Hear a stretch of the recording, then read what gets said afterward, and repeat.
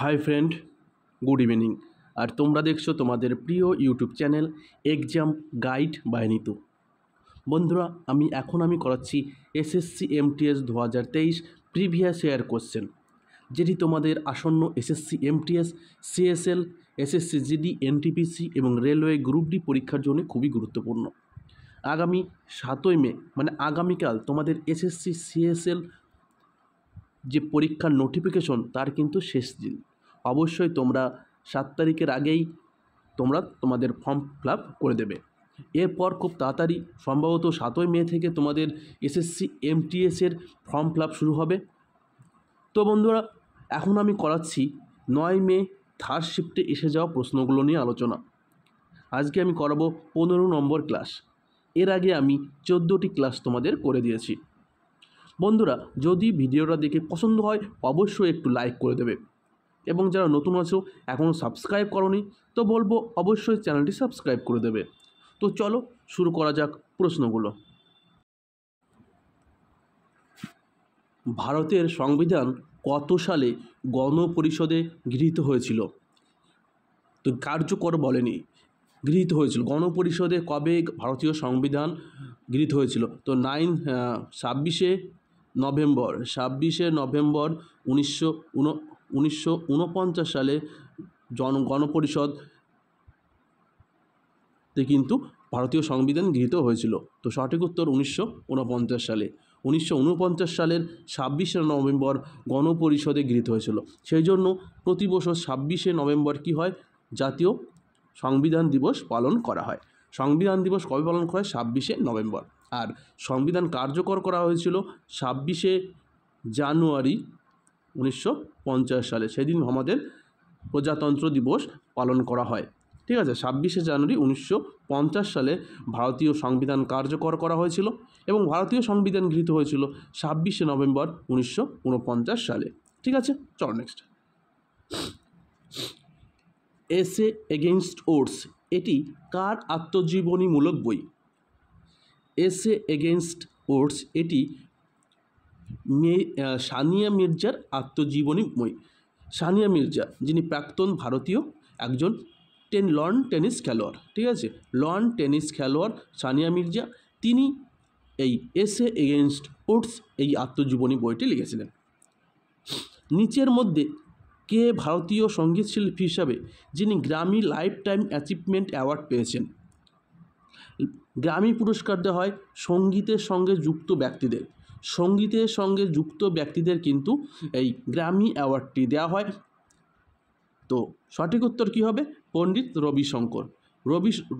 রবিশঙ্করকে 1968 সালে এই গ্র্যামি পুরস্কারটা দেওয়া হয়। পণ্ডিত রবিশঙ্কর কিসের সঙ্গে যুক্ত ছিল? সেতার বাদক। পণ্ডিত রবিশঙ্কর একজন সেতার বাদক। বিরজু মহারাজ কত্থক নৃত্যশিল্পী। হরিপ্রসাদ চৌরাশিয়া কি? বাঁশি।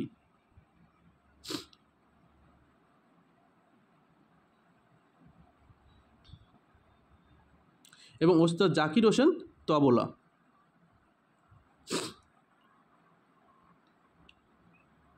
ঠিক আছে, চলো নেক্সট। তরাইনের প্রথম যুদ্ধ কাদের মধ্যে হয়েছিল? তরাইনের প্রথম যুদ্ধ হয়েছিল 1191 সালে। 1191 সালে তরাইনের প্রথম যুদ্ধ হয়েছিল। তো তরাইনের প্রথম যুদ্ধ হয়েছিল পৃথ্বীরাজ চৌহান এবং মোহাম্মদ ঘুরির মধ্যে। এই যুদ্ধে কিন্তু পৃথ্বীরাজ চৌহান জয়ী হয়েছিলেন। এবং তরাইনের দ্বিতীয় যুদ্ধ হয়েছিল 1192 সালে। এই যুদ্ধে কিন্তু মোহাম্মদ ঘুরি জয়ী হয়েছিলেন এবং পৃথ্বীরাজ চৌহান কিন্তু পরাজিত হয়েছিলেন। গলনাঙ্কের বাইরে গরম করে যে প্রক্রিয়ায় ধাতুগুলো তাদের আকরিক থেকে বের করা হয় তাকে কি বলা হয়?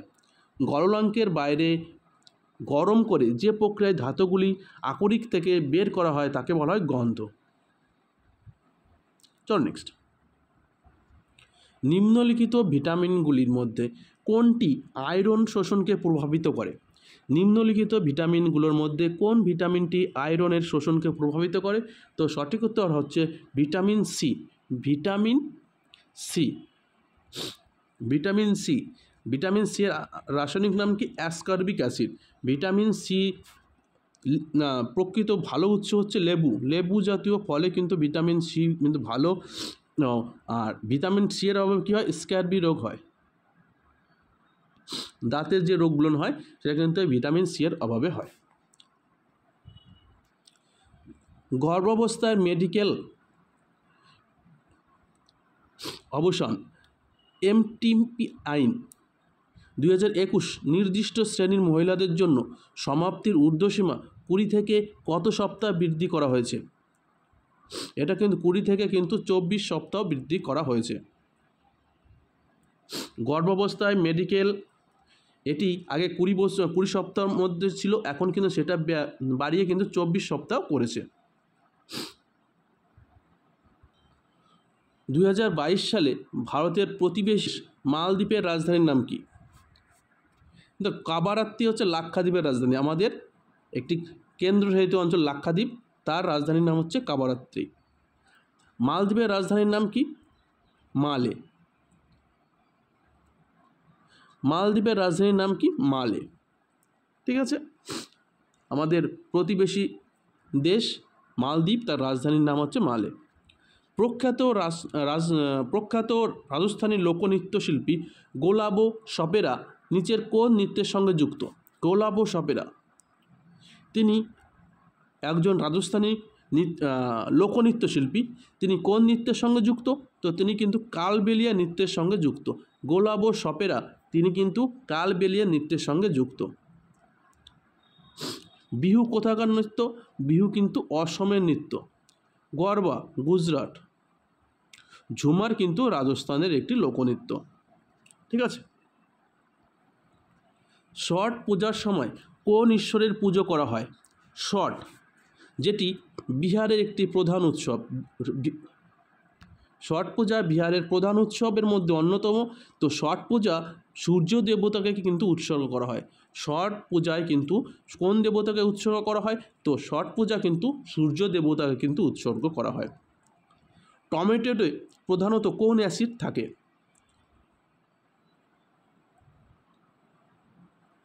তো টমেটোতে কিন্তু থাকে অক্সালিক অ্যাসিড।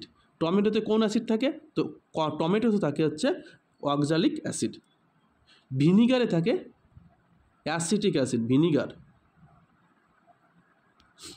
তেঁতুলে থাকে টার্টারিক অ্যাসিড। তেঁতুলে থাকে টার্টারিক অ্যাসিড, অ্যাসিটিক অ্যাসিড হচ্ছে ভিনিগারে, এবং টমেটোতে থাকে অক্সালিক অ্যাসিড। চলো নেক্সট। কে আধুনিক পর্যায় সারণীর জনক বলা হয়? কাকে আধুনিক পর্যায় সারণীর জনক বলা হয়? তো সঠিক উত্তর হবে দিমিত্রি মেন্ডেলিভকে। দিমিত্রি মেন্ডেলিভকে আধুনিক পর্যায় সারণীর জনক বলা হয়ে থাকে। পৃথিবীর গভীরতম বিন্দু মারিয়ানা খাত কোথায় অবস্থিত? যদি তোমাদের ভিডিওটা দেখে ভালো লাগে অবশ্যই একটু লাইক করে দেবে। এটা কিন্তু 15 নম্বর ক্লাস। আমি কিন্তু তোমাদের এসএসসি এমটিএসের যে 2023 সালের যে প্রশ্নগুলো এসেছিলো আমি কিন্তু সব তোমাদের করিয়ে দেব। তো পৃথিবীর গভীরতম বিন্দু মারিয়ানা খাত, এটা কিন্তু প্রশান্ত মহাসাগরে অবস্থিত। প্রশান্ত মহাসাগরের অবস্থিত এই মারিয়ানা খাতটি। ভারতের স্ট্যান্ডার্ড মেরিডিয়ান, যেটি 82.5 ডিগ্রি পূর্ব, ভারতের কোন রাজ্যের মধ্য দিয়ে গেছে?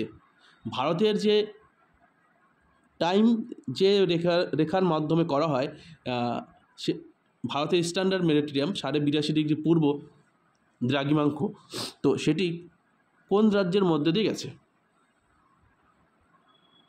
তো এটি কিন্তু মধ্যপ্রদেশের মধ্য দিয়ে গেছে। 82.5 ডিগ্রি পূর্ব ভারতের কোন রাজ্যের মধ্য দিয়ে গেছে? তো এটা কিন্তু মধ্যপ্রদেশ রাজ্যের মধ্য দিয়ে প্রবাহিত হয়েছে। কোন বিখ্যাত ভারতীয় নৃত্যশিল্পী পাণ্ডবনী নৃত্যের সঙ্গে যুক্ত? পাণ্ডবনী নৃত্যশিল্পী হলেন নিচের কে? তিজন বাই। তিজন বাই তিনি একজন পাণ্ডবনী নৃত্যশিল্পী। চলো নেক্সট। ভগৎ সিং, সুখদেব এবং রাজগুরুকে কত তারিখে ফাঁসি দেওয়া হয়েছিল?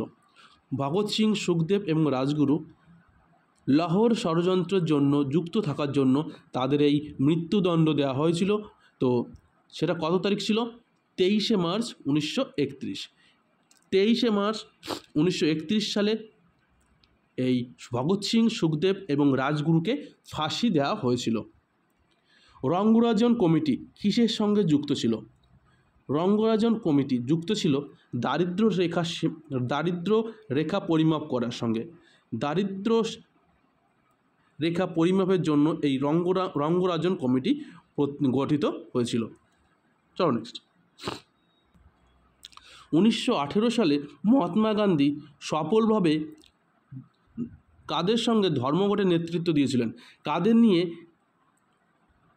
তো এটা কিন্তু মিলের যে শ্রমিকরা, কাপড় মিলের যে শ্রমিকরা, তাদের নিয়ে কিন্তু 1918 সালে গান্ধীজি ধর্মঘট করেছিলেন এবং তাদের নেতৃত্ব দিয়েছিলেন। বিখ্যাত ধামেক স্তূপ কোন রাজ্যে অবস্থিত? বিখ্যাত ধামেক স্তূপ কোন রাজ্যে অবস্থিত? তো ধামেক স্তূপ এটি কিন্তু উত্তরপ্রদেশে অবস্থিত। ধামেক স্তূপ তো কিন্তু বর্তমানে উত্তরপ্রদেশে অবস্থিত। একটি রাজ্যের আইন পরিষদ রাজ্যের আইনসভার মোট সদস্য সংখ্যার ড্যাশের বেশি হবে না। আইন পরিষদ বা বিধান পরিষদ। ভারতের 6টি রাজ্যে কিন্তু এই বিধান পরিষদ রয়েছে। 6টি রাজ্য কী কী? উত্তরপ্রদেশ, বিহার, কর্ণাটক, অন্ধ্রপ্রদেশ, তেলেঙ্গানা এবং মহারাষ্ট্র।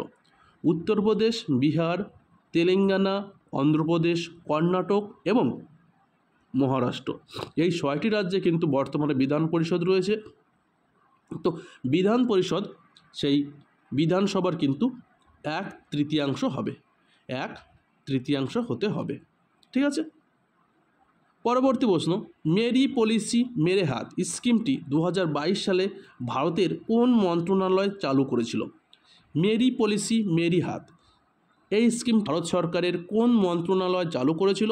তো সঠিক উত্তর কৃষি ও কৃষক কল্যাণ। কৃষি এবং কৃষক কল্যাণ মন্ত্রণালয় কিন্তু এই মেরি পলিসি মেরি হাত স্কিমটি চালু করেছিল। তারল্য ফাঁদের পরিস্থিতিতে অনুমানমূলক অর্থ কাজের চাহিদা কি হয়ে যায়? তো তারল্য ফাঁদের পরিস্থিতিতে অনুমানমূলক অর্থ কাজের চাহিদা স্থিতিস্থাপক হয়ে যায়। বিহারের রামপুয়ার পাওয়া মৌর্য স্তম্ভের অংশ ছিল রামপুরাসারটি, এখন কোথায় অবস্থিত? এই যে রামপুরাসার, এখন সেটি কোথায় নিয়ে যাওয়া হয়েছে?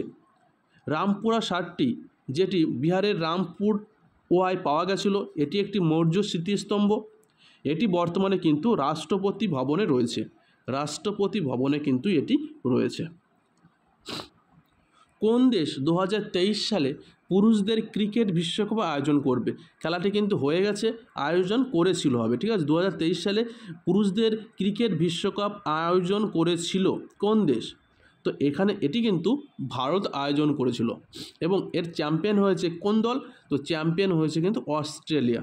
তারা ভারতকে হারিয়ে কিন্তু চ্যাম্পিয়ন হয়েছে। কোন দেশে আইসিসি ক্রিকেট বিশ্বকাপ মহিলা 2022 অনুষ্ঠিত হয়েছিল? 2022-এ আইসিসি মহিলা ক্রিকেট বিশ্বকাপ কোন দেশে অনুষ্ঠিত হয়েছিল? তো সঠিক উত্তর হবে নিউজিল্যান্ড। নিউজিল্যান্ডে কিন্তু 2022 সালে আইসিসি ক্রিকেট বিশ্বকাপ মহিলা ক্রিকেট বিশ্বকাপ অনুষ্ঠিত হয়েছে। তো বন্ধুরা, ভিডিওটা এই পর্যন্তই। ভিডিওটা ভালো লাগলে লাইক করে দেবে, চ্যানেল নতুন হয়ে থাকলে অবশ্যই